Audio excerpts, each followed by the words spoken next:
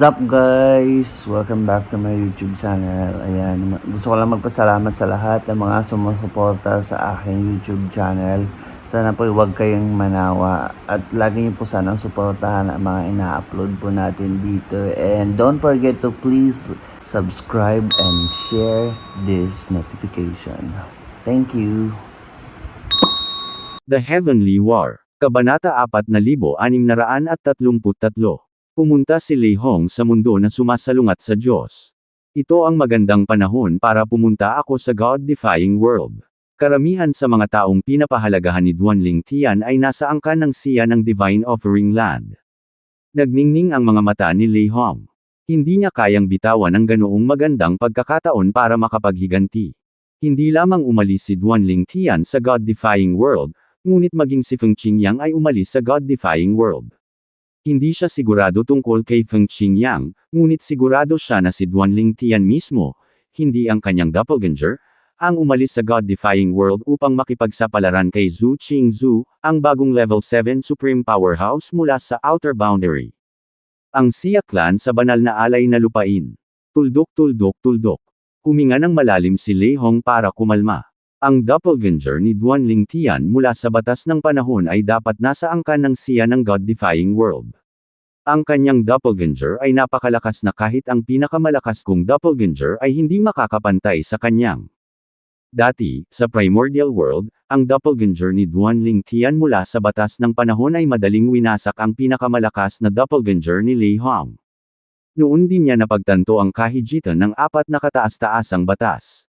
Dahil din sa pagtatagpong iyon ay nagsimula siyang tumuon sa batas ng kamatayan, isa sa 4 na kataas-taasang batas. Kung naiintindihan niya ang batas ng kamatayan sa perpektong anyo, ang doppelganger nito ay makakalaban kay Duanling Tian dahil naintindihan lang ni Duanling Tian ang batas ng oras hanggang sa perpektong anyo. Kailangan kong pumunta ng mabilis. Sa pagkakataong ito, ako mismo ang gagawa ng hakbang. Hindi ko ipapadala ang doppelganger ko, naisip ni Lei Hong sa sarili. Isang bakas ng kabaliwan ang sumilay sa kanyang mga mata habang patuloy niyang iniisip sa kanyang sarili, Duanling Tian, kumilos ka laban sa aking sekta at pinatay ang World Supreme Powerhouse ng sekta. Papasanin ko sa iyo ang mga kahihinatnan ng pagwawalang bahala sa akin. Si Lei Hong ay malupit at makasarili. Mas pinapahalagahan niya ang kanyang reputasyon kaysa sa buhay ng iba. Ang mga alingawngaw ay umiikot sa Sunbright World tungkol sa kung paano siya tiningnan ni Duanling Tian at iyon ang dahilan kung bakit naglakas loob si Duanling Tian na kumilos laban sa kanyang sekta. Hindi lang iyon, ngunit mayroon ding mga chismis tungkol sa kanya na masyadong natatakot na maghiganti kay Duanling Tian sa kabila ng pagiging isang level 7 supreme powerhouse din. Hindi nakakagulat, nang marinig ni Lei Hong ang mga alingawngaw, siya ay nagalit. Marami pa siyang napatay na nagpakalat ng chismis. Sa katunayan, hindi siya magdadalawang isip na maghiganti kay Duanling Tian kung hindi dahil kinamenghan at Feng Qingyang ng outer boundary, ang amo ni Duanling Tian. Ang dalawa sa kanila ay mga level 7 na pinakamataas na powerhouse kung tutuusin. Swoosh! Pinunit ni Lei Hong ang butas sa spatial barrier nang hindi nag-aksaya ng oras. Pinlano niyang pumunta sa angkan ng siya ng Divine Offering Land at magsimula ng massacre doon.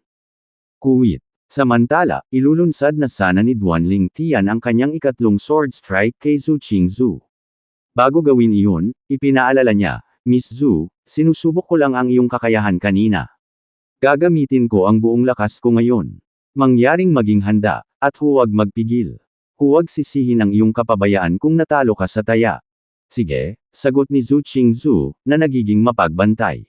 Bagamat madali para sa kanya na harapin ang dalawang welga kanina, alam niyang hindi niya ito maaaring maliitin. Higit pa rito, sinabi sa kanya ng kanyang bituka na huwag baliwalain ang naunang babalan ni Feng Qingyang. Swoosh! Isang alon ng nakakatakot na enerhiya ang lumabas ng si Duanling Tian ay gumawa ng kanyang ikatlong hakbang. Nagsimulang lumakas ang hangin, sinisira ang lahat ng nasa likuran nito. Ang nakasisilaw na sinag ng espada na bumaril ay kumislap ng maliwanag. Hindi nagpapigil si Duanling Tian at ipinakita ang kanyang sword daw sa ika-8 yugto. Kanina, ipinakita lamang niya ang sword daw sa ika-7 yugto. Hindi niya ginamit ang kanyang mastery daw o ang limitless daw dahil sa tingin niya ay hindi ito kailangan. Pinlano lang niyang gamitin ang kanyang sword Dao para kilalanin ng magiging asawa ng kanyang amo ang kanyang kakayahan bilang isang cultivator ng espada. Ang ikawalong yugto ng sword Dao. Pulalas ni Zhu Qingzu sa loob. Naghinala siya na kanina pa nagpigil si Duanling Tian, ngunit naisip niya na ang kanyang sword Dao ay malapit lang sa ikawalong yugto. Dahil dito, nabigla siya ngayon. Maging si Feng Qingyang ay nabigla. Akala niya ay gagamitin ni Duanling Tian ang Limitless Dao at ang Mastery Dao para talunin ang babaeng gusto niya. Hindi niya alam na nalampasan na siya ni Duanling Tian at naintindihan niya ang sword Dao hanggang sa ikawalong yugto. Noong nakaraan, nalampasan siya ni Duanling Tian sa lahat ng aspeto maliban sa sword Dao. Dahil dito, naging komplikado ang kanyang damdamin ngayong napagtanto niyang nalampasan din siya ni Duanling Tian sa sword Dao. Swoosh! Hindi natakot si Zhu Qingzu kahit na naunawaan ni Duanling Tian ang sword Dao hanggang sa ikawalong yugto. Naisip niya na ito ay isang magandang pagkakataon upang subukan ang pagkakaiba sa pagitan ng kanyang sword Dao sa ikapitong yugto at ang sword Dao ni Duanling Tian sa ikawalong yugto. At saka, baka ma-inspire siya sa kanyang sword Dao. Si Duanling Tian ay nagsumite ng kanyang batas ng kalawakan kasama ang kanyang sword Dao habang si Zhu Qingzu ay nagsumite ng batas ng buhay, na siyang pinakamatibay na batas niya. Ang sinag ng espada ni Zhu Qingzu ay bumaril sa kalangitan, kumikinang sa enerhiya mula sa batas ng buhay. Hindi tulad ng dalawang naunang welga, ang sinag ng espada ni Duanling Tian ay madaling nadurog ang kay Zhu Qingzu sa pagkakataong ito. Hindi man lang naubos ang enerhiya nito matapos durugan ang sinag ng espada niya. Sa sandaling ito, napansin ni Duanling Tian na si Zhu Qingzu ay nag-ambala at tila hindi napansin ang kanyang sinag ng espada na lumilipad patungo sa kanya. Nang malapit na siyang kumilos, pumagitna si Feng Qingyang. Swoosh! Isang sword ray na puno ng batas ng oras ang bumaril, na naging sanhi ng paghinto ng oras sa paligid. Lahat, kabilang ang sword ray ni Duanling Tian, ay nagyelo. Mabilis na kumilos si Feng Qingyang at pinrotektahan si Zhu Qingzu. Anong nangyayari? Nagkaroon ba siya ng epiphany? Nagtataka si Feng Qingyang pagkatapos niyang iligtas si Zhu Qingzu. Matapos kumpirmahin ang kanyang haka-haka, siya ay hindi makapagsalita. Nagtiwala ba siya sa kanya at kay Duanling Tian hanggang sa ipinagkatiwala niya sa kanila ang kanyang buhay? Nang malapit nang tingnan ni Duanling Tian si Zhu Qingzu, bigla niyang pinaikit ang kanyang mga mata. Lei Hong. Natuklasan ni Duanling Tian ang presensya ni Lei Hong sa sandaling tumuntong si Lei Hong sa Divine Offering Land, na bahagi na ngayon ng kanyang Little World. 4,634 na paano ito posible? Kung ito ay ibang lugar, kailangang gamitin ni Duanling Tian ang kanyang Divine Consciousness o makipaglaban kay Lei Hong para kumpirmahin kung ito ba ang tunay na pagkatao ni Lei Hong o ang kanyang doppelganger. Pagkatapos ng lahat, napakahirap na makilala ang mga doppelganger ng antas 7 pinakamataas na kapangyarihan. Gayunpaman, dahil ang Divine Offering Land ay bahagi ng kanyang munting mundo, madali niyang nakikilala si Lei Hong at ang kanyang doppelganger. Swoosh! Si Duanling Tian ay nawala ng walang salita. Hindi siya nag-abalang sabihin kay Feng Qingyang ang tungkol sa pagsalakay ni Lei Hong. Pagkatapos ng lahat, si Feng Qingyang ay hindi maaaring umalis ngayon. Kinailangan ni Feng Qingyang na manatili at protektahan si Xie Qingzu na nagkakaroon ng epiphany. Tuldok. Kung mas mataas ang cultivation base ng isang tao, mas mahirap magkaroon ng epiphany. Para sa kadahilanang ito, ang bawat epiphany ay magdadala ng isang mahusay na pagpapabuti.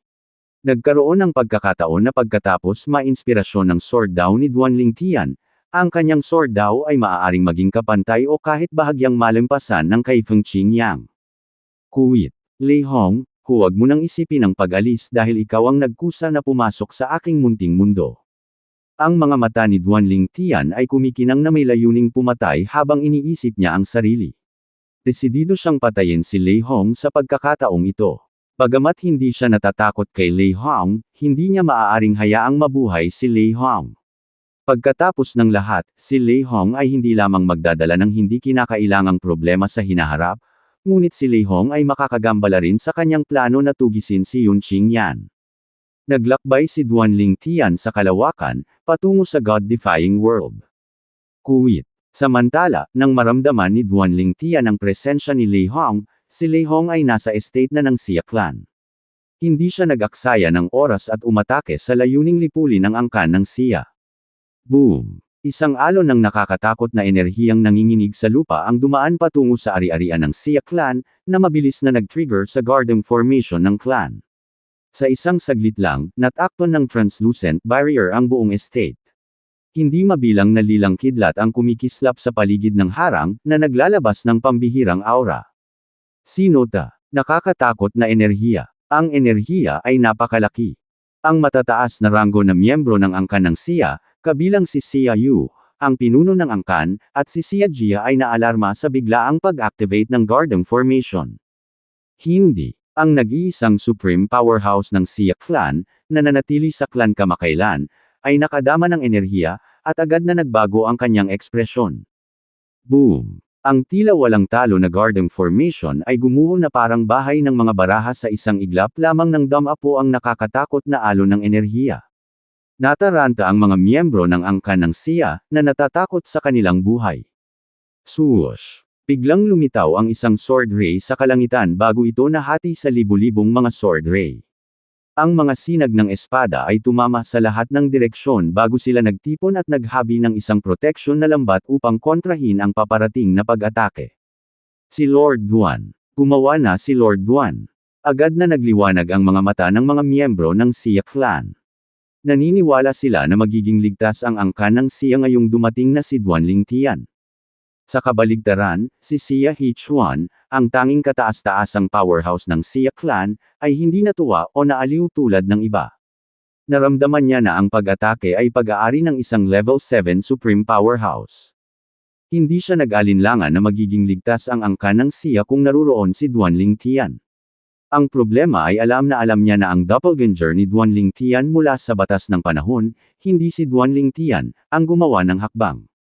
Ang kalaban ay isang tunay na level 7 supreme powerhouse habang ang Xia clan ay mayroon lamang doppelganger ni Duan Lingtian ngayon. Pinakamahalaga, naramdaman niya na ang doppelganger ni Duan Lingtian ay bahagyang mas mahina kaysa sa kaaway. Boom! Boom! Boom! Nang ang mapanirang enerhiya ay damapo sa napakalaking proteksyon na lambat, ang lambat ay yumanig ng husto, at agad itong lumabo. Hindi lamang iyon, marami sa mga sinag ng espada na bumubuo sa lambat ay nagpakita rin ng mga senyales ng pag-crack, na tila ba madudurog ang mga ito anumang oras. Laking gulat ng mga miyembro ng Xia clan nang makita nilang malapit ng sumuko ang lambat. Ano ang nangyayari? Maging si Lord Duan ay hindi napigilan. Teka, iyan ang doppelganger ni Lord Duan mula sa batas ng panahon, tama ba? Kasabay nito, ang lahat ay malabo na nahulaan na ang kaaway ay isang antas 7 pinakamataas na powerhouse. Maaari rin nilang hulaan na ang kalaban ay malamang na si Lei Hong mula sa Sunbright World. Narinig nila ang tungkol sa awayan nina Duan Lingtian at Lei Hong, ngunit hindi nila inaasahan na magkakaroon ng lakas ng loob si Lei Hong na magpakita sa God-defying world. Pagkatapos ng lahat, mayroong 2 level 7 na pinakamataas na powerhouse na nagbabantay sa God-defying world. Sa hindi inaasahang pagkakataon, dumating talaga si Lei Hong, at dumating pa siya sa oras na wala si Duan Lingtian. Siguro nalaman ni Lei Hong na wala si Lord Duan. Bumangon ang takot sa puso ng mga miyembro ng angkan ng Xia. Kung wala si Duan Lingtian, hindi isang problema para kay Lei Hong na lipulin ang angkan ng Xia.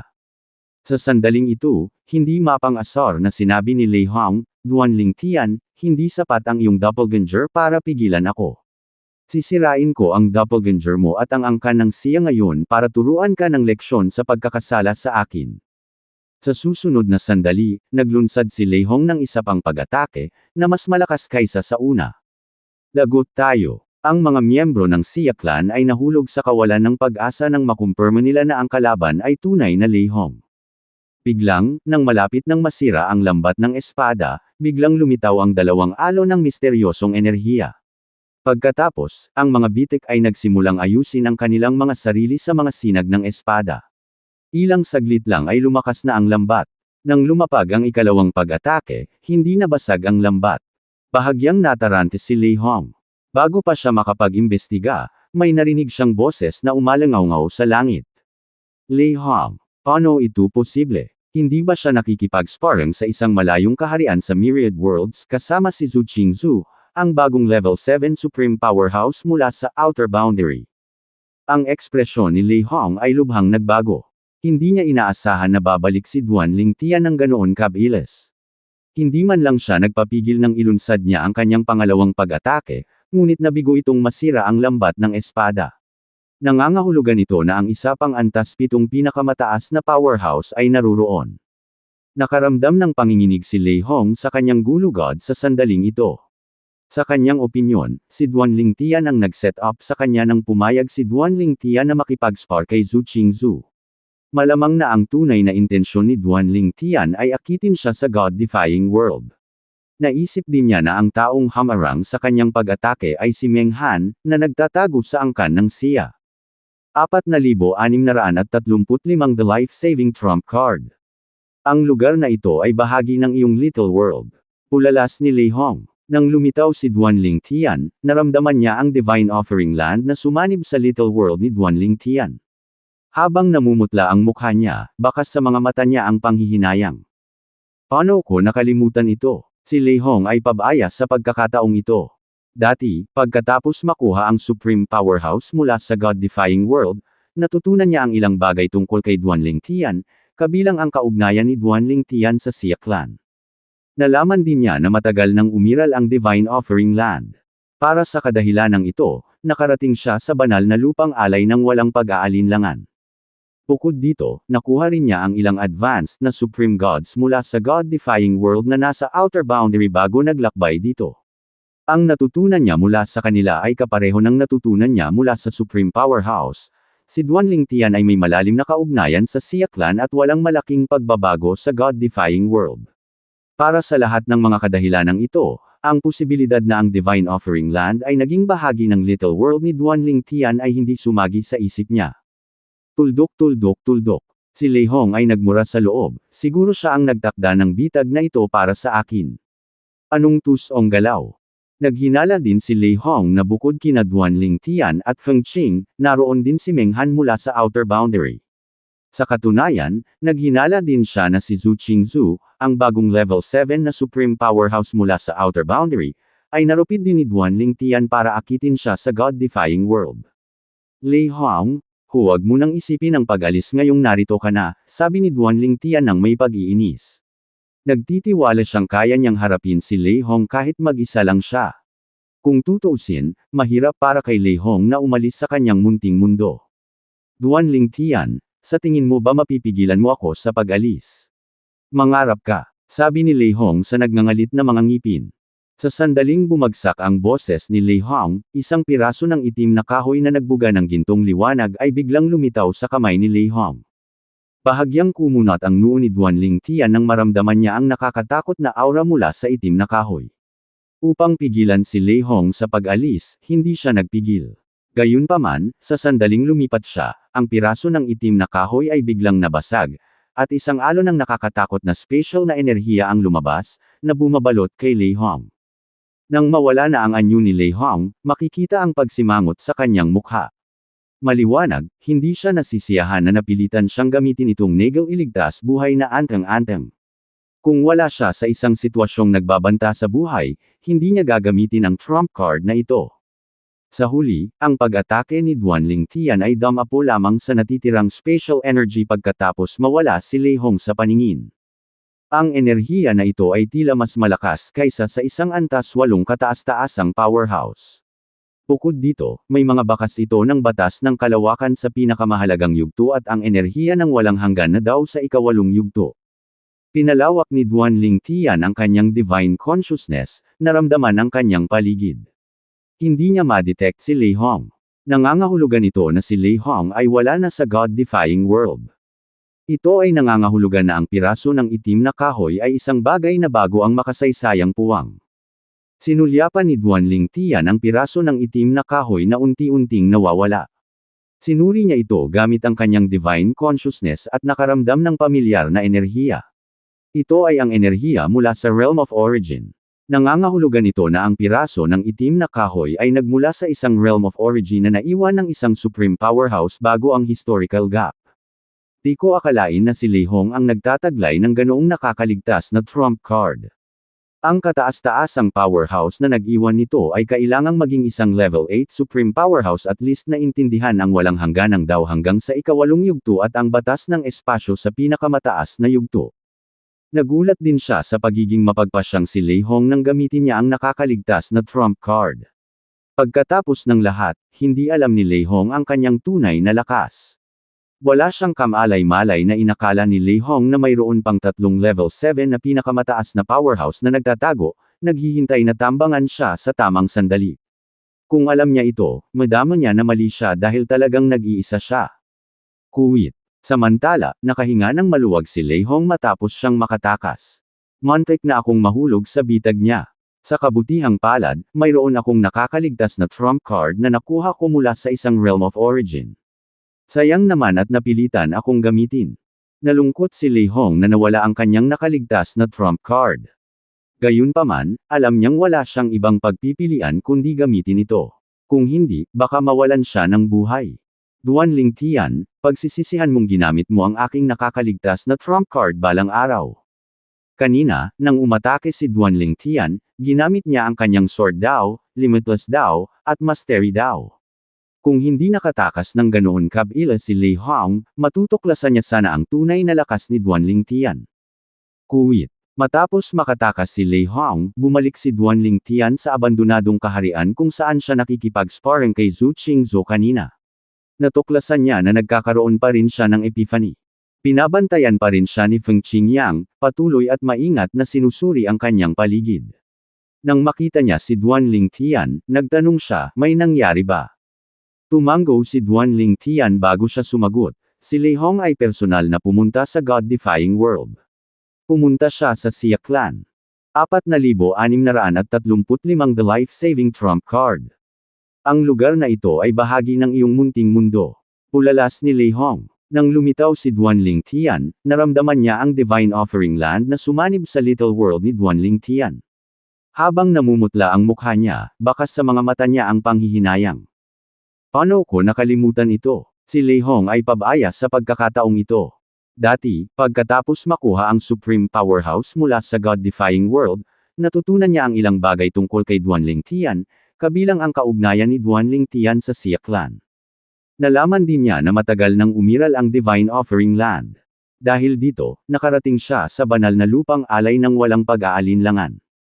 Bukod dito, nakuha rin niya ang ilang advanced na Supreme Gods mula sa God-defying world na nasa outer boundary bago naglakbay dito. Ang natutunan niya sa kanila ay kapareho ng kung ano ang natutunan niya mula sa Supreme Powerhouse. Si Duan Ling Tian ay may malalim na kaugnayan sa Xia Clan at walang malaking pagbabago sa God-defying world. Para sa lahat ng mga kadahilanang ito, ang posibilidad na ang Divine Offering Land ay naging bahagi ng Little World ni Duan Ling Tian ay hindi sumagi sa isip niya. Tuldok tuldok tuldok. Si Lei Hong ay nagmura sa loob, siguro siya ang nagtakda ng bitag na ito para sa akin. Anong tusong galaw? Naghinala din si Lei Hong na bukod kina Duan Ling Tian at Feng Qing, naroon din si Meng Han mula sa outer boundary. Sa katunayan, naghinala din siya na si Zhu Qingzhou, ang bagong level 7 Supreme Powerhouse mula sa outer boundary, ay narupid din ni Duan Ling Tian para akitin siya sa God-defying world. Lei Hong, huwag mo nang isipin ang pag-alis ngayong narito ka na, sabi ni Duan Ling Tian nang may pag-iinis. Nagtitiwala siyang kaya niyang harapin si Lei Hong kahit mag-isa lang siya. Kung tutuusin, mahirap para kay Lei Hong na umalis sa kanyang munting mundo. Duan Ling Tian, sa tingin mo ba mapipigilan mo ako sa pag-alis? Mangarap ka, sabi ni Lei Hong sa nagngangalit na mga ngipin. Sa sandaling bumagsak ang boses ni Lei Hong, isang piraso ng itim na kahoy na nagbuga ng gintong liwanag ay biglang lumitaw sa kamay ni Lei Hong. Bahagyang kumunat ang noo ni Duan Ling Tian nang maramdaman niya ang nakakatakot na aura mula sa itim na kahoy. Upang pigilan si Lei Hong sa pag-alis, hindi siya nagpigil. Gayunpaman, sa sandaling lumipat siya, ang piraso ng itim na kahoy ay biglang nabasag, at isang alon ng nakakatakot na special na enerhiya ang lumabas, na bumabalot kay Lei Hong. Nang mawala na ang anyo ni Lei Hong, makikita ang pagsimangot sa kanyang mukha. Maliwanag, hindi siya nasisiyahan na napilitan siyang gamitin itong Nagel iligtas buhay na anteng-anteng. Kung wala siya sa isang sitwasyong nagbabanta sa buhay, hindi niya gagamitin ang trump card na ito. Sa huli, ang pag-atake ni Duanling Tian ay damapo lamang sa natitirang spatial energy pagkatapos mawala si Lei Hong sa paningin. Ang enerhiya na ito ay tila mas malakas kaysa sa isang antas 8 kataas-taasang powerhouse. Bukod dito, may mga bakas ito ng batas ng kalawakan sa pinakamahalagang yugto at ang enerhiya ng walang hanggan na daw sa ika-8 yugto. Pinalawak ni Duanling Tian ang kanyang divine consciousness, naramdaman ang kanyang paligid. Hindi niya ma-detect si Lei Hong. Nangangahulugan ito na si Lei Hong ay wala na sa God-defying world. Ito ay nangangahulugan na ang piraso ng itim na kahoy ay isang bagay na bago ang makasaysayang puwang. Sinulyapan ni Duanling Tian ang piraso ng itim na kahoy na unti-unting nawawala. Sinuri niya ito gamit ang kanyang divine consciousness at nakaramdam ng pamilyar na enerhiya. Ito ay ang enerhiya mula sa realm of origin. Nangangahulugan ito na ang piraso ng itim na kahoy ay nagmula sa isang realm of origin na naiwan ng isang supreme powerhouse bago ang historical gap. Di ko akalain na si Lei Hong ang nagtataglay ng ganoong nakakaligtas na trump card. Ang kataas-taasang powerhouse na nag-iwan nito ay kailangang maging isang level 8 supreme powerhouse at least na intindihan ang walang hangganang daw hanggang sa ika-8 yugto at ang batas ng kalawakan sa pinakamataas na yugto. Nagulat din siya sa pagiging mapagpasyang si Lei Hong nang gamitin niya ang nakakaligtas na trump card. Pagkatapos ng lahat, hindi alam ni Lei Hong ang kanyang tunay na lakas.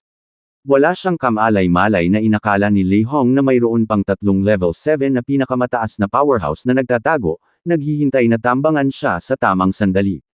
Kung alam niya ito, madama niya na mali siya dahil talagang nag-iisa siya. Kuwit. Samantala, nakahinga ng maluwag si Lei Hong matapos siyang makatakas. Muntik na akong mahulog sa bitag niya. Sa kabutihang palad, mayroon akong nakakaligtas na trump card na nakuha ko mula sa isang realm of origin. Sayang naman at napilitan akong gamitin. Nalungkot si Lei Hong na nawala ang kanyang nakaligtas na trump card. Gayunpaman, alam niyang wala siyang ibang pagpipilian kundi gamitin ito. Kung hindi, baka mawalan siya ng buhay. Duanling Tian, pagsisisihan mong ginamit mo ang aking nakakaligtas na trump card balang araw. Kanina, nang umatake si Duanling Tian, ginamit niya ang kanyang sword Dao, Limitless Dao, at Mastery Dao. Kung hindi nakatakas ng ganoon kabila si Lei Hong, matutuklasan niya sana ang tunay na lakas ni Duanling Tian. Kuwit. Matapos makatakas si Lei Hong, bumalik si Duanling Tian sa abandonadong kaharian kung saan siya nakikipag-sparring kay Zhu Qingzhou kanina. Natuklasan niya na nagkakaroon pa rin siya ng epiphany. Binabantayan pa rin siya ni Feng Qingyang, patuloy at maingat na sinusuri ang kanyang paligid. Nang makita niya si Duanling Tian, nagtanong siya, may nangyari ba? Tumango si Duanling Tian bago siya sumagot. Si Lei Hong ay personal na pumunta sa God-defying world. Pumunta siya sa Xia Clan. 4,636 na The Heaven Traversang Pagod Ace New Change. Siya ay personal na pumunta sa God-defying world's divine offering land. Sa opinyon ni Feng Qingyang, ang aksyon ni Lei Hong ay katumbas ng paghahanap ng kamatayan. Pagkatapos ng lahat, ang divine offering land ay bahagi ng little world ni Duanling Tian, na nangangahulugan na halos hindi na makakabalik si Duanling Tian. Maaaring hindi agad mahanap ni Duanling Tian si Lei Hong kung dumating si Lei Hong sa God-defying world. Gayunpaman, sa sandaling makapasok si Lei Hong sa Divine Offering Land, matutukoy ni Duanling Tian ang eksaktong lokasyon ni Lei Hong at matukoy pa nga kung personal na dumating si Lei Hong o kung ito ay kanyang doppelganger lang. Nahuli mo ba siya? Tuldok tuldok tuldok. Sa lakas ni Duanling Tian, alam ni Feng Qingyang na magiging madali para kay Duanling Tian na harapin si Lei Hong, isang ordinaryong level 7 supreme powerhouse. Bukod dito, si Lei Hong ay pumunta sa Divine Offering Land, na nagbigay kay Duanling Tian ng kalamangan. Gayunpaman, tinanong ito ni Feng Qingyang dahil pakiramdam niya ay may mali. Kung pinatay ni Duanling Tian si Lei Hong, isang nakakatakot na fenomeno na ipahayag ang pagkamatay ni Lei Hong ay lilito sa lahat ng dako. Iniwan niya ang kanyang doppelganger sa God-defying world kaya makikita niya ang phenomenon kung ito ay lumitaw. Maging ang pagkamatay ng isang napipintong World Supreme Powerhouse at isang World Supreme Powerhouse ay mag-trigger ng phenomenon, na magdadala ng malakas na pag-ulan ng dugo. Para bang ito ay isang pagpapakita ng puot ng langit. May isip lamang ng isa kung gaano kakilakilabot ang kababalaghan na nag-anunsyo ng pagkamatay ng isang antas 7 kataas-taasang powerhouse. Kalmado ang ekspresyon ni Duanling Tian kaya hindi mahulaan ni Feng Qingyang kung ano ang nangyari. Gayunpaman, kahit na hindi mapatay ni Duanling Tian si Lei Hong, nadama niya na hindi dapat maging problema para kay Duanling Tian ang paghuli kay Lei Hong. Nakatakas siya, sabi ni Duanling Tian habang umiiling. Nakatakas siya. Paano ito posible? Nagulat si Feng Qingyang. Nagtaglay ba siya ng isang uri ng Nagel iligtas buhay na trump card? Ito ang unang ideya na lumitaw sa isip ni Feng Qingyang, at mabilis niyang tinanong si Duanling Tian tungkol dito. Pagkatapos ng lahat, alam niya na ang mga bagay ay hindi kasing simple ng tila. Sa lakas ni Duanling Tian, magiging napakadali para sa kanya na pigilan si Lei Hong na umalis sa banal na lupang alay. Tumanggo si Duanling Tian at ikinwento ang nangyari. Ipinahayag din niya ang kanyang pagkalito tungkol sa mga aksyon ni Lei Hong, na medyo duwag. Nagtaglay siya ng Nagel iligtas buhay na trump card na naiwan ng isang supreme powerhouse bago ang historical gap na nasa ika-8 antas man lang. Huminga ng malalim si Feng Qingyang. Hindi niya inasahan na si Lei Hong ay nagtataglay ng gayong nakakaligtas na trump card, na tiyak na nilikha ng may matinding pagsisikap ng kataas-taasang powerhouse mula pa bago ang makasaysayang agwat. Sa bagay na iyon, kahit na naruroon ako sa oras na iyon, hindi ko pa rin kayo matutulungan na pigilan siya, sabi ni Feng Qingyang habang bumantong hininga. Naisip niya na nakakalungkot na nabigo si Duanling Tian na mahuli o mapatay si Lei Hong. Hindi na siya magiging maswerte sa susunod, sabi ni Duanling Tian habang ang kanyang mga mata ay kumikinang na may layuning pumatay, naniniwala ako na mayroon lang siyang isang bagay na ganoon. Nakita ni Duanling Tian ang pag-aatubili sa mga mata ni Lei Hong nang gamitin ni Lei Hong ang Nagel iligtas buhay na trump card na iyon. Dahil dito, natitiyak niya na si Lei Hong ay walang anumang bagay na nakatago sa kanyang manggas. Salamat sa memorya ng Void Elder, alam ni Duanling Tian kung gaano kahirap ang pekay ng naturang item. Mangangailangan ng hindi bababa sa 10,000 taon upang mapeke ang isang bagay, at ibibigay lamang ito sa pinakapangako na inapo upang matiyak ang kanyang kaligtasan. Si Feng Qingyang ay ngumiti ng pilit. Marahil hindi na siya maglalakas loob na pumasok sa God-defying world ng ganoon kadali sa susunod. Hindi nag-alala si Duanling Tian na si Lei Hong ay hindi na muling makakarating sa God-defying world. Kung tutuusin, imposible para sa isang level 7 supreme powerhouse tulad ni Lei Hong na mamuhay ng duwag magpakailanman.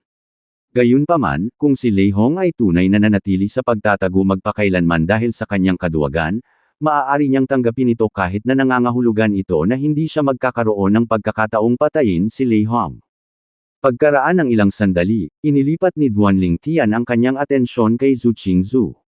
Pinago niya ang paksa at nakangiting sinabi, "Guro, pagkatapos ng epipanyang ito, ang lakas ni Zhu Qingzu ay maaaring hindi mas mababa kaysa sa iyo. Pagkatapos nito, kapag siya ay lumapit sa iyo upang tuparin ang taya, dapat mong samantalahin ang pagkakataon.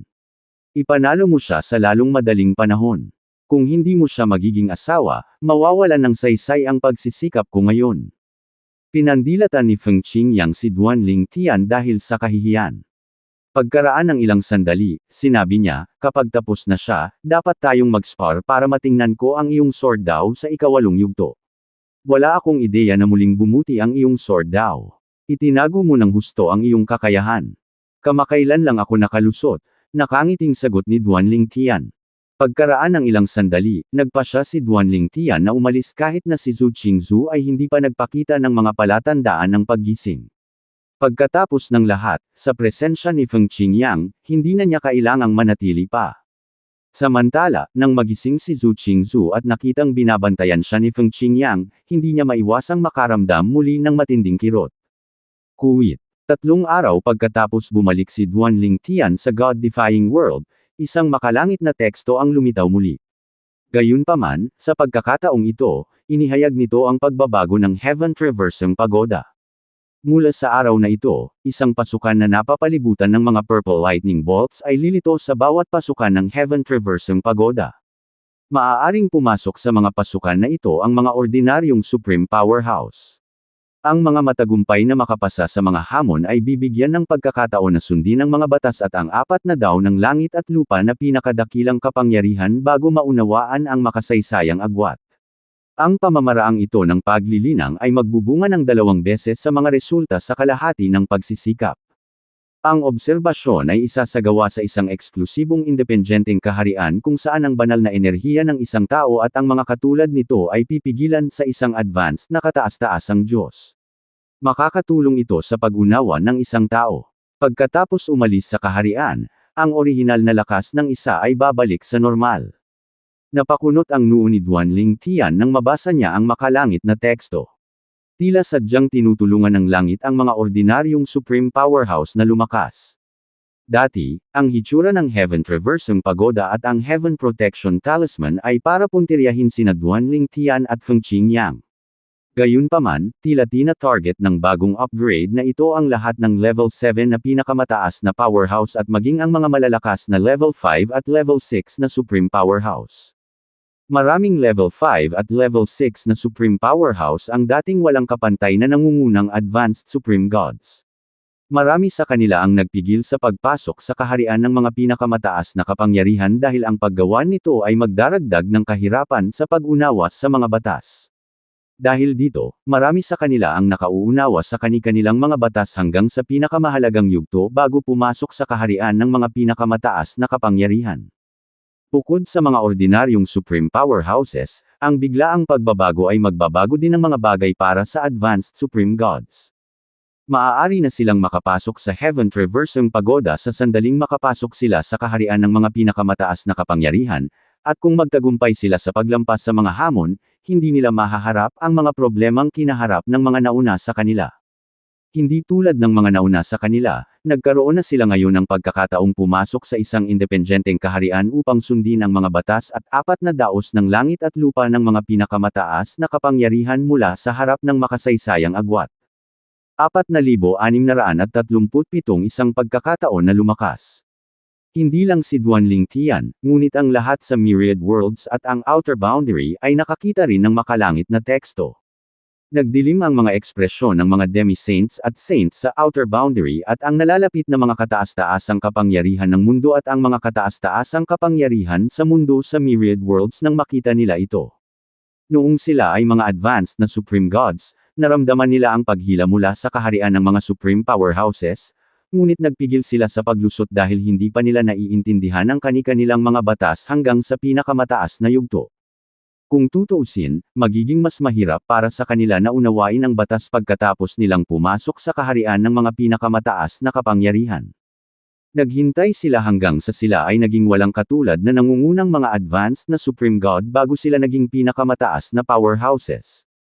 Bago sila naging pinakamataas na kapangyarihan, nagtrabaho sila sa ilalim ng iba pang pinakamataas na kapangyarihan, na alam nilang malalampasan nila pagkatapos tumuntong sa parehong kaharian, at nagtiis ng maraming paghihirap. Gayunpaman, nadama ng karamihan sa kanila na sulit ito pagkatapos nilang maging level 5 o level 6 na pinakamataas na powerhouse sa sandaling pumasok sila sa kaharian ng mga supreme powerhouses. Matapos malaman ang tungkol sa bago at biglaang pagbabago ng Heaven Traversing Pagoda kung saan ang mga advanced supreme gods ay binigyan ng pagkakataon na maunawaan ang mga batas at apat na daw ng langit at lupa ng mga pinakamataas na kapangyarihan bago ang makasaysayang agwat, nadama nila na hindi patas kapag naiisip nila ang mga paghihirap na kanilang nararanasan, kailangang harapin sa nakaraan. Pakiramdam nila ay tinutumbok sila ng langit. Hindi ko inaasahan na matatanggap din natin ang hindi patas na pagtrato na naranasan noon ni na Lord Guan at Lord Feng. Ang langit ay talagang hindi patas. Talaga. Gayunpaman, maswerte pa rin kami kumpara sa kanila. At least, nalalapat din sa atin ang pagbabago. Sino ang nakakaalam na maaari akong lumakas at maging isang World Supreme Powerhouse o kahit isang Level 7 Supreme Powerhouse pagkatapos nito? Bago ang historical gap, maraming Level 8 at Level 9 Supreme Powerhouses. Nangangahulugan ito na kahit na ang Level 7 Supreme Powerhouses ay makikinabang sa pagbabago. Kuwit. Mayroon ding grupo ng Level 5 at Level 6 Supreme Powerhouses sa Myriad Worlds at the Outer Boundary na labis na hindi nasisiyahan sa pagbabago. Talagang nagbago ang mundo. Mula ngayon, ang mga advanced na Supreme Gods ay hindi na kailangang mag-alala tungkol sa pag-unawa sa batas hanggang sa pinakamahalagang yugto bago pumasok sa kaharian ng mga Supreme Powerhouses. Sa tulong ng Heaven Traversing Pagoda, magiging mas madali ang mga bagay para sa kanila. Tama iyan. Parang hinihimok ng langit ang mga advanced Supreme Gods na maging Supreme Powerhouses. Noong nakaraan, ang mga advanced supreme gods ay hindi kailanman padalos-dalos na tatango sa kaharian ng mga pinakamataas na kapangyarihan maliban kung ang kanilang talento ay limitado o sila ay nasa panganib na mapatay ng heavenly tribulation. Gayunpaman, mula ngayon, ang mga advanced na kataas-taasang Diyos ay maaaring makapasok sa kaharian ng mga pinakamataas na kapangyarihan ng walang anumang pag-aalinlangan. Mukhang ang bilang ng mga pinakamataas na kapangyarihan sa myriad worlds at ang outer boundary ay tataas ng malaki sa lalong madaling panahon. Kuwit.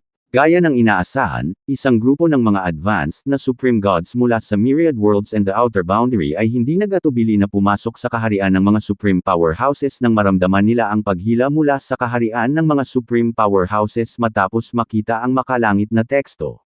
Pagkatapos noon, nagplano silang pumunta sa Heaven Traversing Pagoda para pagbutihin ang kanilang cultivation.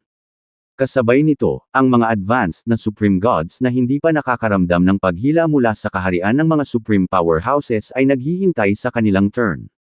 Kung tungkol sa maraming mga likas na matalinong kataas-taasang Diyos na tumanggi sa tawag ng kaharian ng mga pinakamataas na kapangyarihan, marami sa kanila ang nalungkot na ang makalangit na teksto ay hindi lumitaw ng mas maaga. Hindi nila maiwasang magmura sa oras ng langit. Damn it! Bakit hindi lumitaw ang makalangit na teksto ilang araw bago ito? Pinaliwala ko lang ang hatip mula sa kaharian ng mga supreme powerhouses 2 days ago. Ngayon, mas mahihirapan akong pumasok sa kaharian ng mga supreme powerhouses. Nagsisisi talaga ako. Anong biro? Hindi ko lang pinansin ang paghila kalahating buwan na ang nakalipas. Kuwit. Sa isang realm of God sa God-defying world. Isang elder mula sa isang pinakamataas na ranggo na puwersa ang ngumiti at nagsabi, "Senior brother, naaalala ko na hindi mo pinansin ang paghila mula sa kaharian ng mga supreme powerhouses 3 taon na ang nakararaan. Parang hahakbang muna ako sa realm of supreme powerhouses bago ka. Huwag mag-alala. Talagang ibabahagi ko sa iyo ang natutunan ko sa Heaven Traversing Realm. Magwala. Ang nakatatandang kapatid na lalaki ay nasa masamang kalagayan na dahil sa makalangit na teksto, at ang mga salita ng junior na kapatid ay nagdagdag lamang ng gatong sa apoy. Senior na kapatid, isa pang salita mula sa iyo, at sasampalin kita. Huwag kalimutan na hindi ka pa isang supreme powerhouse. Ang mga katulad na pag-uusap ay nagaganap sa myriad worlds at ang outer boundary. Kuwit. Samantala, ang mga ordinaryong supreme powerhouse ay sumugod sa Heaven Traversing Pagoda matapos makita ang makalangit na teksto. Ang mga lokasyon ng mga pasukan sa pagoda ay hindi nalihim kung tutuusin. Naroon ang pasukan na nababalutan ng mga lilang kidlat. Ang mga dumating ay nakakita ng bagong pasukan. Ito ay isang madilim na umiikot na puyo ng tubig na kumikislap na may mga lilang kidlat. Ito ay naiiba sa ordinaryong pasukan na isa lamang madilim na umiikot na puyo ng tubig, at mahirap mapagkamalan silang isa. Kahit na pinagkamalan ng ordinaryong kataas-taasang powerhouse ang ordinaryong pasukan para sa bagong pasukan, hindi pa rin sila makapasok dito, tanging level 6 na pinakamataas na powerhouse ang maaaring gumamit ng ordinaryong pasukan. Kuwit. Si Feng Qingyang ay kasama ni Zhu Qingzu nang lumitaw ang makalangit na teksto. Pagkatapos na makapasa sa isang serye ng mga pagsubok, masusunod ng isa ang mga batas at 4 na daw ng langit at lupa ng mga pinakamataas na kapangyarihan mula sa harap ng makasaysayang agwat. Ang mga mata ni Feng Qingyang ay kumikinang sa pag-asa. Alam niyang pagkakataon din ito para mas lumakas ang level 7 supreme powerhouse na tulad niya. 4,638 ang pagpasok ng langit na naglalakbay sa pagoda sa mundo na sumasalungat sa Diyos. Mabilis na ibinalik ni Feng Qingyang ang kanyang atensyon kay Zhu Qingzu, na nasa kalagitnaan pa rin ng kaliwanagan. Hindi siya maaaring umalis habang siya ay mahina, pagkatapos ng lahat. Sa pag-iisip kung gaano karaming asawa si Duanling Tian, napabuntong hininga siya sa loob. I must say, may paraan talaga si Little Tian sa mga babae. Hindi madaling magkaroon ng napakaraming asawa. Noong nakaraan, palaging nararamdaman ni Feng Qingyang na ang isang romantikong relasyon ay magiging isang hadlang lamang sa landas ng paglilinang. Gayunpaman, si Duanling Tian na mas malakas kaysa sa kanya ay napatunayang mali siya. Bukod dito, makikita na ang buhay ni Duanling Tian kasama ang kanyang mga asawa ay napakaharmonya. Siguro kung may kinalaman ba ito sa kung gaano kabilis umunlad ang sword down ni Little Tian. Kahit na naabot niya ang 8 yugto bago ako. Lumaki ang mga inaasahan ni Feng Qingyang habang nakatingin siya kay Zhu Qingzu, na wala sa kanyang pag-iisip. Siya ang unang nakakuha ng puso niya. Anuman ang kahihinatnan, determinado siyang ituloy ito, baka pagsisihan niya ito. Kuwit. Hindi idle si Feng Qingyang habang binabantayan niya si Zhu Qingzu. Ipinadala niya ang kanyang doppelganger sa Heaven Traversing Pagoda, at dumating na ito sa sandaling ito. Ang pasukan ng Heaven Traversing Pagoda na kanyang pinuntahan ay wala sa Realm of Gods. Ito ang nasa Jade Emperor Heaven, isang Devata realm. Marami na ang nagkukumpulan doon pagdating niya. Ang ilan ay pumapasok sa madilim na bagong pasukan na kumikislap na may mga purple lightning bolts, na matatagpuan malapit sa orihinal na pasukan. Panginoong Feng Qingyang, pagbati, Lord Feng. Maraming supreme powerhouses ang bumati kay Feng Qingyang pagdating niya. Natural na hindi nila masabi kung nandoon siya ng personal o kung doppelganger lang niya iyon. Either way, magalang pa rin silang bumati sa kanya. Dahil nandoon sila noong ibinahagi nila ni Duanling Tian ang kanilang kaalaman sa nakaraan, agad silang nakilala ng lahat. Hello, sabi ni Feng Qingyang na may bahagyang ngiti bago siya nagtanong, may nakasubok na bang pumasok gamit ang kanilang doppelganger? Sumagot ang isang matandang supreme powerhouse. Lord Feng, maraming tao ang sumubok nito kanina. Hindi makapasok ang mga doppelganger sa Heaven Traversing Pagoda. Si Lord He, isang nalalapit na World Supreme Powerhouse, ang pinakamalakas sa mga sumubok. Ang ilan sa mga Lords of the God-defying world, na ang mga posisyon ay matagal nang naitatag, ay naruroon din. Si Xiao Mubai, ang sumisikat na bituin, ay isa ring Panginoon ng God-defying world. Dati, si Xiao Mubai ay isang napipintong World Supreme Powerhouse, isang Level 5 Supreme Powerhouse. Pagkatapos ni Duanling Tian at Feng Qingyang ay naging Level 7 na pinakamataas na powerhouse, iminungkahi ni Xiao Mubai at ng iba pang mga lords na ang duo ay naging Lords of the God-defying world habang sila ay nasa pangalawang posisyon. Nadama nila na ang gayong kaayusan ay napakaangkop. Gayunpaman, pareho sina Feng Qingyang at Duanling Tian ay walang interes na maging pinuno ng God-defying world. Bagamat hindi ito mangangailangan ng aktibong pakikilahok mula sa kanila, nadama nila na hindi sila angkop na gampanan ang gayong mga tungkulin. Dahil dito, tinanggihan nila ang mungkahi. Ang matandang kataas-taasang powerhouse ay nagpatuloy sa pagsasabi, pagkaalis ni Lord His Doppelganger, pumasok siya kasama ang kanyang tunay na katawan. Bigla, Guru. Lumingon si Feng Qingyang at nakita si Duanling Tian. Sa unang tingin, hindi niya matukoy kung si Duanling Tian ba iyon o ang doppelganger ni Duanling Tian.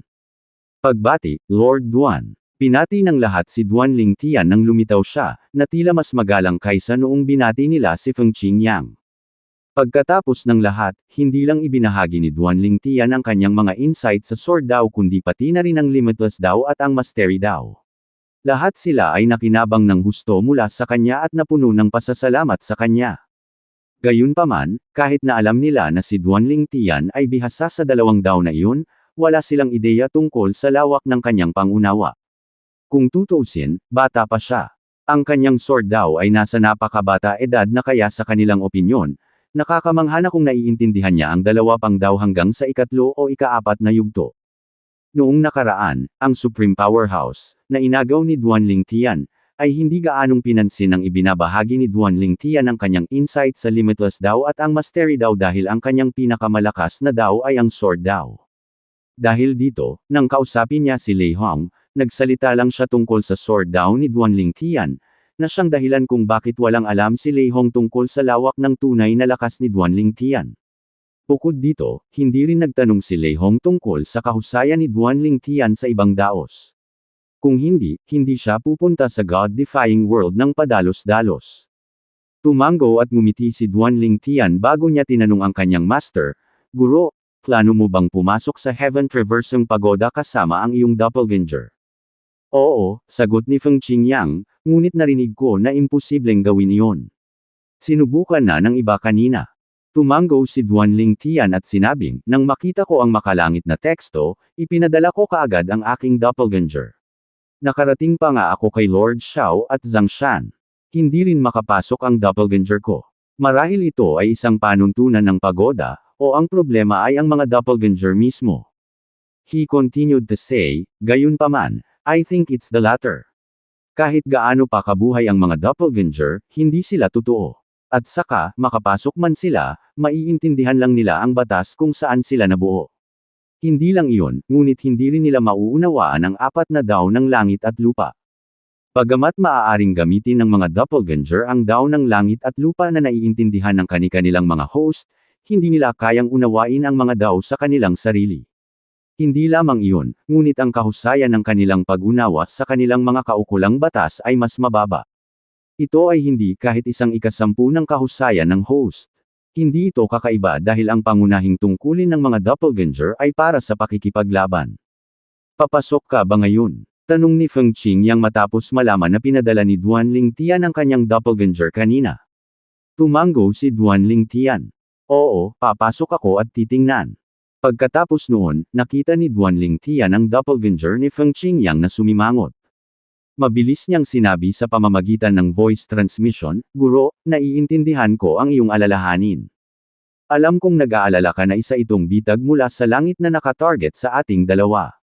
Gayunpaman, sa tingin ko ito ay lubos na hindi malamang. Kung talagang madali tayong papatayin nito, hindi ito tatagal. Bakit mag-set up ng isang komplikadong bitag kung ang isang simple ay sapat na? Huwag mag-alala, guro. Hindi ako kikilos ng padalos-dalos. Kung tutuusin, kailangan ko pa ring isipin ang pamilya ko. Pakiramdam ko ay gusto ng langit na itaas ang bilang ng mga powerhouse sa myriad worlds at the outer boundary sa pagbabagong ito sa pamamagitan ng pagtulong sa mga supreme powerhouses, kasama na tayo. Marahil ito rin ay upang itaas ang sarili nitong lakas. 4,639 na mga teorya ni Duan Lingtian. Sa simula, pagkatapos isaalang-alang ang lahat, naisip ni Duan Lingtian na pinakamahusay na hindi personal na pumasok sa Heaven Traversing Pagoda upang mag-imbestiga. Gayunpaman, nang sinubukan niyang pumasok kasama ang kanyang doppelganger, nalaman niyang hindi makapasok ang kanyang doppelganger. Muli niyang pinag-isipan ito bago siya tuluyang nagpasyang pumasok at tingnan ang kaharian na inihanda ng langit para sa mga pinakamataas na kapangyarihan. Guro, kami ay naging level 7 Supreme Powerhouse sa pamamagitan ng sarili naming pagsisikap. Nilikha ng Heaven ang Heaven Traversing Pagoda para tumulong sa level 6 na pinakamataas na powerhouse, na nagbibigay sa kanila ng pagkakataong masira ang mga tanikala at maging level 7 na pinakamataas na powerhouse. Salamat dyan, medyo ilang level 7 Supreme Powerhouses ang lumitaw, sabi ni Duan Lingtian sa pamamagitan ng voice transmission. Bukod dito, hindi pa ganoon katagal mula nang lumitaw ang pagoda. Sa ilang libo o 10,000 taon, tiyak na tataas ang bilang ng antas 7 pinakamataas na kapangyarihan. Tumigil sandali si Duan Lingtian bago siya nagpatuloy sa pagsasabi, "Noon, kami at ang iba ay naghinala na tinutumbok kami ng langit. Gayunpaman, sa bagong pagbabago, hindi na ako sigurado tungkol doon." Ayon sa memorya ng Void Elder, bago ang makasaysayang agwat, may mga hamon sa mga independenteng kaharian na pinaghihinalaan niyang mula sa langit. Gayunpaman, hindi ito makumpirma ng Void Elder. Nagawa lamang niya ang konklusyong iyon dahil hindi niya akalain na ang mga tao ay may kakayahang harapin ang mga hamong iyon. Kahit siya, isang level 9 Supreme Powerhouse, ay hindi kayang harapin ang mga hamong iyon. Naniniwala ang Void Elder na pinili ng langit na simulan muli ang mundo dahil sa level 9 na Supreme Powerhouse na tulad niya. Ipinagpalagay niya na nais ng langit na lipulin sila, natatakot na malampasan nila ang mismong langit. Gayunpaman, habang iniisip ito ni Duan Lingtian, mas nalaman niyang puno ng mga butas ang teorya. Kung talagang gustong patayin ng langit ang Void Elder, magagawa ito sa maraming paraan. Gamit ang makalangit na teksto na nag-aanunsyo ng mga gantimpala, madaling mahikayat ng langit ang iba pang pinakamataas na kapangyarihan upang harapin ang Void Elder. Walang anuman tungkol sa makalangit na teksto sa memorya ng Void Elder. Naguguluhan din si Duan Lingtian kung bakit walang makalangit na teksto bago ang agwat sa kasaysayan noong nabubuhay pa ang Void Elder. Maging ang mga hamon at kaharian na pinaghihinalaang mula sa langit ay natuklasan ng mga tao, walang anunsyo tungkol sa kanila sa pamamagitan ng makalangit na teksto. Tiyak na may kulang sa atin. Batay sa memorya ng Void Elder, wala rin tungkol sa siyam na pasukan sa misteryosong lugar. Tuldok-tuldok. Kung gayon, ano ang mga makapangyarihang nilalang na iyon na maihahambing sa level 8 Supreme Powerhouses? Lumilitaw lang ba sila pagkatapos ng gap sa kasaysayan? Gayunpaman, nilinaw ng makalangit na ang antas 7 kataas-taasang powerhouse ay lumitaw kamakailan lamang pagkatapos ng agwat sa kasaysayan. At saka, saan ang lugar na iyon na binantayan ng siyam na nilalang? Malinaw na ang langit ang pumipigil sa mga nilalang na makapasok sa labas ng mundo. Sa oras na ito, alam na ni Feng Qingyang na minana ni Duanling Tian ang memorya ng Void Elder. Dahil dito, hindi nag-atubili si Duanling Tian na talakayin ang bagay na ito kay Feng Qingyang. Iniisip din ni Duanling Tian kung ang mga bagong pagbabago ng Heaven Traversing Pagoda ay may kinalaman sa mahiwagang lugar na iyon dahil malinaw na sinusubukan ng langit na tulungan ang lahat na maging mas malakas. Gayunpaman, bakit hindi ito ginawa ng langit noong nakaraan? Noong nakaraan, sa halip na tulungan ang lahat na maging mas malakas, naglagay ang langit ng maraming hadlang para pigilan ang mga tao na maging level 7 na pinakamataas na kapangyarihan. Nagbago lang ang mga bagay ng pilit na pinutol ni Duanling Tian at Feng Qingyang ang mga tanikala at naging level 7 na pinakamataas na powerhouse. Pakiramdam ni Duanling Tian ay parang pabago-bago ang langit gaya ng dagat at ng panahon. Bigla itong tumigil sa pagsugpo sa mga Supreme Powerhouse at nagsimulang tumulong sa kanila, na nagbibigay sa kanila ng pagkakataong maging level 7 Supreme Powerhouses. Hinihikayat pa nito ang mga advanced na Supreme God na pumasok sa kaharian ng mga Supreme Powerhouses sa lalong madaling panahon. Bakit ginagawa ito ng langit? Si Feng Qingyang ay naguguluhan din. Nag-isip si Duanling Tian, Guro, sa palagay mo ba ay posible na kapag tayo ay naging level 7 na pinakamataas na kapangyarihan, kahit papaano ay naapektuhan natin ang mundo?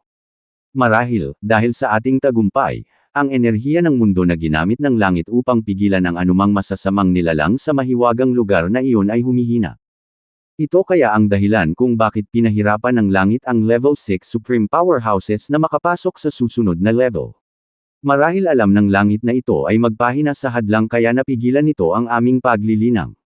Gayunpaman, dahil kami ay nakalusot, wala na itong magagawa kundi ang tulungan ang lahat na maging mas malakas para harapin namin ang anumang nasa lugar na iyon. Batay sa kanyang kaalaman, dumating si Duanling Tian sa konklusyong ito. Maaaring kontrolin ng mga Lords of the Myriad Worlds ang enerhiya ng mundo, ngunit hanggang sa kung saan nila ito magagamit upang patatagin ang mundo, na sumisipsip ng enerhiya ng isa pang mundo para gawin ito. Hindi nila ito magagamit sa labanan. Bahagyang nanlaki ang mga mata ni Feng Qingyang nang marinig niya ang mga teorya ni Duanling Tian. Pakiramdam niya ay maaaring tama si Duanling Tian. Sa tingin ko baka tama ka, sabi ni Feng Qingyang sa pamamagitan ng voice transmission. Bakas ng pagkabigla at takot ang maririnig sa kanyang boses habang patuloy niyang sinasabi, kung tama ka, kung gayon ang lahat ay nasa malaking panganib. Isantabi ang lahat, ang mga nilalang na nagbabantay sa siyam na pasukan ay sapat na upang sirain ang Myriad Worlds at ang Outer Boundary.